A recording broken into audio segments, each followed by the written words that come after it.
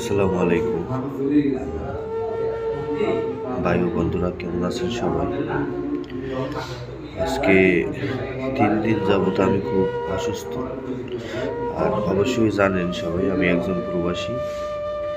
আজকে 3 দিন যাবত আমি বিছানা থেকে উঠতে পারি না, খুব পরিমাণ অসুস্থ।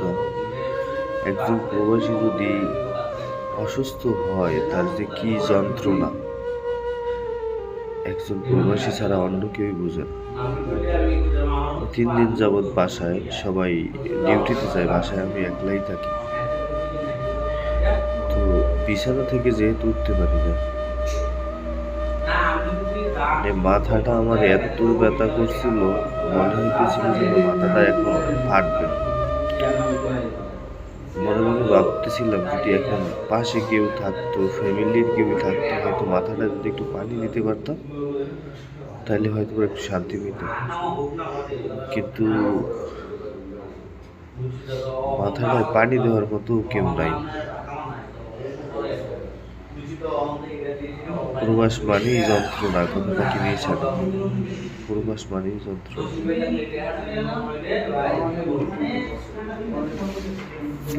মানুষ ভাবে প্রবাসে যারা থাকে তারা হয়তোবা অনেক টাকা পয়সার মালিক, অনেক টাকা পয়সা ইনকাম করে।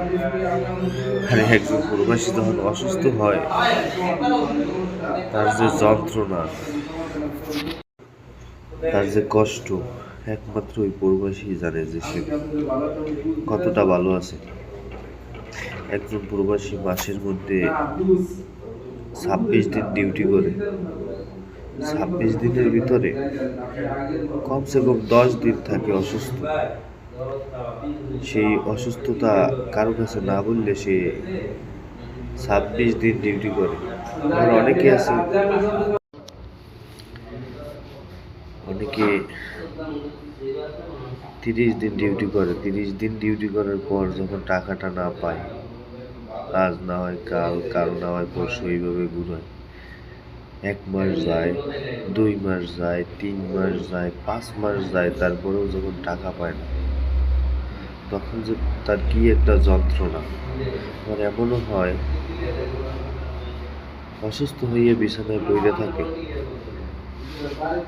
একটা, যারা সৌদি আরবে থাকেন বা বিভিন্ন দেশে থাকেন, তারা হয়তো জানেন, বাহিরে অসুস্থ হইলে বেশি একটা প্যানাডোল নামে একটা ওষুধ আছে, যেটা স্বাভাবিকভাবে সবাই খায়। অনেকে আছে যে প্রবাসীরা তো অনেক টাকা কামায়, অথচ একটা প্যানাডোল কিনে খাওয়ার মতো তার সামর্থ্য থাকে না। সে বিছানায় শুয়ে থাকে, একটা প্যানাডোল যে কিনে খাইবে সেই টাকাটা তার পকেটে নাই। অথচ যদি একবার শোনে যে তার ফ্যামিলির কেউ অসুস্থ, সে পাগল হয়ে যায় কেমনে দেশে কিছু টাকা দিবে, তার ফ্যামিলি অসুস্থ, তার ফ্যামিলির চিকিৎসা হবে। আর যদি শোনে ফ্যামিলি অসহায়, ফ্যামিলির কাছে টাকা পয়সা নাই, তারা খুব কষ্টের মধ্যে আছে, একজন প্রবাসী সে নিজে ঠিক থাকতে পারে না।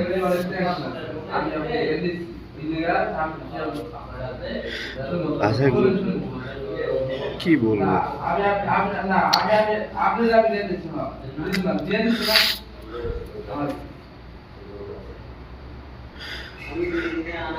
বললে তো বললে তো অনেক কিছুই বলার আছে। বললে একজন প্রবাসী বলার কোনো শেষ নাই। একজন প্রবাসী বলার শেষ হয় না এবং শেষ থাকে না। যেমন আমি আমার নিয়েই ভাবি, আজকে একটা জায়গাতে কাজ করছি 7 মাস, 4 মাসের স্যালারি পাইছি।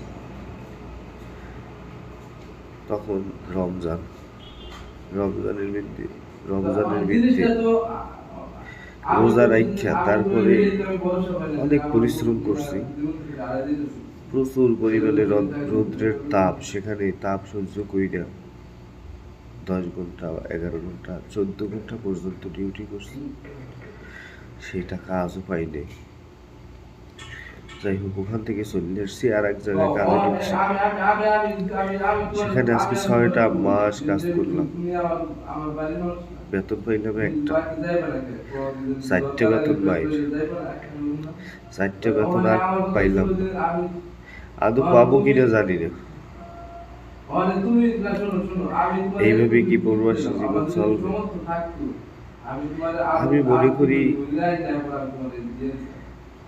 বর্তমান সময়ের মধ্যে দেশের থেকেও প্রবাস জীবনটা খুব খারাপ। প্রবাসী শান্তি নেই, কিন্তু মানুষ প্রবাসে আসার জন্য পাগল। কেন আসে জানি না। এখন বর্তমানে যে মানুষগুলো প্রবাসে আসে তারাই বিপদে থাকে। আমরা আজকে কত বছর যাবৎ প্রবাসী, আমরাই কিছু করতে পারি না। একজন নতুন প্রবাসী সে কি করবে? আর প্রবাস সবার কপালে থাকে না, প্রবাসীর সুখ সবার কপালে জোটে না। আজকে বাংলাদেশি ভাই বোনদেরকে উদ্দেশ্য করে বলি, যারা দেশে আছেন তারা দেশেই থাকেন, অন্তত এই সৌদি আরবে আসেন না। সৌদি আরবে আসলে আজকে আমার যে অবস্থা, এরকম অবস্থা আপনাদেরও হতে পারে না, হবেই। কারণ এখন পরিস্থিতি এতটাই খারাপ যেটা বলার বাহিরে। যে আসে সেই জানে যে প্রবাসে এখন শান্তি নাই, কত যন্ত্রণা, মানুষ কত টাকা নষ্ট করে, কত টাকা খরচা করে প্রবাসে আসে তারা চোখের পানি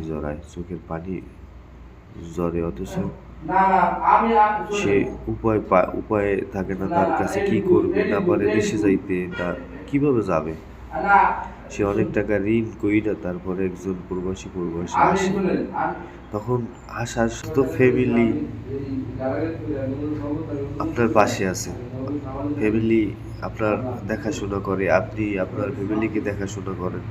অসুস্থ হইলে অন্তত যার কেউ নাই তার মা আছে, অন্তত অসুস্থ হইলে মা এসে বলে যে কি হয়েছে বাবা তোর। আর এই প্রবাসে আপনি দিনকে দিন, মাসকে মাস অসুস্থ হয়ে পড়ে থাকবেন, কেউ একবার তাকাইয়েও দেখবে না যে আপনার কি হয়েছে। এটাই প্রবাস।